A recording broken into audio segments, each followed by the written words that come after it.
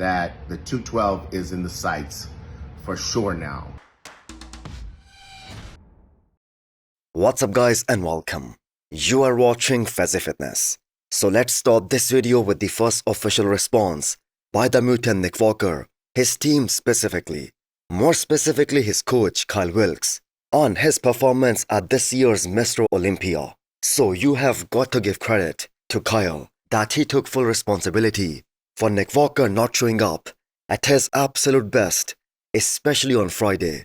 That was totally a peaking thing. And as per him, the men's open bodybuilding schedule that got so late, especially at the prejudging, that just messed up their peak so badly. Take full ownership of the peak being mistimed and therefore not presenting Nick to be at what he was fully capable of being. Now, as per his team, he was able to come back a bit better for the finals. But the scorecards, they tell you the opposite story. He had a score of 29 on Friday and 30 on Saturday, which means the judges were more inclined towards the look that he brought at the prejudging. Now, I know I mentioned this in my video yesterday that Brendan Carey, he probably should have placed ahead of the mutant, because the thing is he came back a lot better for the finals. And as per the pictures and the videos that we got, Nick also came back better for the finals. Now, the judges favoring his look at the prejudging, that doesn't make any sense. Now, Nick Walker himself, he hasn't made any Instagram post about his Olympia experience. Now, regardless of his placing, this was a win for the mutant in terms of the fact that he finally competed at the biggest bodybuilding show in the world after a gap of 3 years. Now, he must have been very disappointed because this was the lowest placing Nick has gotten throughout his career so far. And honestly, again I'm gonna say, he was a bit lucky to have placed top 6. Many people out there, they had him in 7th place and some even 8th. Took this one on the chin. Now I know there are a lot of messages out there pointing to Nick not being at his best and it being more of his fault, but the reality is it's a two-way street here. I'm the coach. Nick is someone that is truly the best athlete you can ask for from a coaching perspective. Now, Nick did make a great entrance on Sunday Expo and he seems to be in great spirits too. All that being said, I know he's the fan favorite, but even if he showed up looking exactly the way he did at the Pittsburgh Pro for the Olympia too, he would have placed as high as top 4. He would not have beaten either Hardy, Derek or Andrew. So what do you guys think about the future of the mutant? Should he jump into the upcoming Arnold Ohio next year? Before you scroll or blink too hard, have you subscribed yet? Please don't make me bring out the emotional blackmail. Hit that subscribe button and turn on the bell icon. It's free, it's painless, and that makes me look way cooler than I actually am. That the 212 is in the sights for sure now, that would allow me 13, 23, 25 more pounds to play with. So do you guys think that the judges giving Breon 14th place at the Olympia this year, that was disrespectful? Maybe giving him a clear idea that they do not want him in classic physique division anymore. That would be better.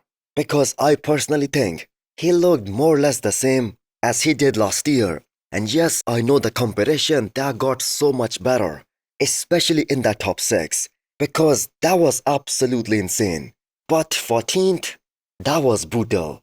And Breon, who came into the show expecting that he will 100% be battling it out in that top 5 one more time, he must have been devastated. So it took him some time to put out an official response, but here that is. The Olympia did not, the results did not go in my direction. I think I was a 13th or 14th place, and very different because I have never placed out of the top 5 ever at any Olympia contest since 2016. For like the 4th time in his career, he announced that he will be switching over to the 212. And let's hope that this time he sticks to that. So his trainer and coach Chris Cormier, he said that Breon, he started this prep very late. We all know that. I believe he was very doubtful up until 14 weeks out whether he will even do the Olympia this year or not.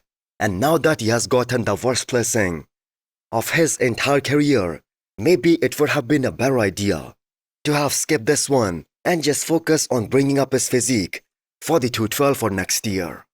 And one of the major reasons for that was he traveled a lot. He missed out on a few months of training because of that stem cell treatment. So do you guys think that they were a bit too harsh on Breon, giving him 14th? And as far as his future goes in the 212, he still has an awesome skin texture, no loose skin. And if he can bring up his legs, then why not go for it? He can be 20 pounds heavier, maybe even more than that, and come in at his career's heaviest in the 212 class. He said, normally I do this, but this time I do this because he's going to be a champion. So that is our reigning and 2 times Olympia champion predicting that Nehat Kaya is gonna be the future 212 Olympia champion. So what a great Olympia debut by this young kid, placing top 4 in the world, solidifying himself as a legit 212 Olympia contender just at the age of 22. The youngest 212 IFBB pro to ever step on the Olympia stage and getting such high placing as well as so much praise from everyone out there. So safe to say that the future of this guy is bright. So bodybuilding is a marathon, not a sprint. So all Nehat Kaya needs is more time. The only thing that is missing right now, that is the density and muscle maturity, especially in comparison to the 3 guys who just beat him. But as coach Patrick Tour, he expects him to be back on the Olympia stage next year and fight for the top spot. So I believe Nehat Kaya was 211 pounds on the stage at the Olympia this year. So he has put on a lot of size in the last couple of years, but they have been able to keep his waistline very tight. And I think that is gonna stay the same way. Because the only thing that Nehat Kaya needs is more refinement and more muscle maturity. So did you guys notice that other than the top 2, the entire trajectory of this year's top 5, that was very different. So a new era has begun in 212 too. And Nehat Kaya will be one of the biggest names in this division for a long time, unless of course he switches over to the men's open bodybuilding. So how come not a single bodybuilding media outlet have talking about Diego Galindo after the Olympia weekend? One of the greatest posers in the whole of IFBB right now, and the most improved guy in classic physique in 1 year time. The thing is, everyone was just so focused on the top 3 in Classic this year and who will be the new king of Classic. So people kind of did not notice who was in that top 6. So what Diego did, that was so unthinkable. He wasn't even able to place last year at the Olympia. And guess what? He was among the top 6 at the Olympia this year. And if we just go down the list of the guys that he was just able to beat at the Olympia this year, Michael the Bull, Matthias Menegate, Matt Grego, Justin Badurina, Logan Franklin, and so many others. It is so unbelievable because not a single person, they had Diego on their radar. I truly believe that this guy was one of the most shredded guy on the stage after Josema Beast. And what he represents, that is also truly classic. The back double biceps on him, that is so jaw-dropping. And hopefully he has some room to grow, to get bigger. And he can put on some more mass, some more muscle in those shoulders and the arms. And I'm telling you guys, he will be a real factor and a force to be reckoned with in the future. So a few classic shots that Diego hits in his routine. There is not a single guy in that entire division who can execute those poses so perfectly. So 3 Brazilians in this year's Olympia top 7.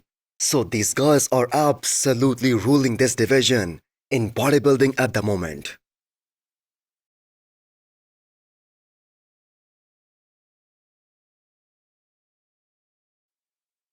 So I am very surprised that not a single guy from this year's Olympia top 10, they decided to jump into this upcoming British Grand Prix, which is scheduled to happen this weekend.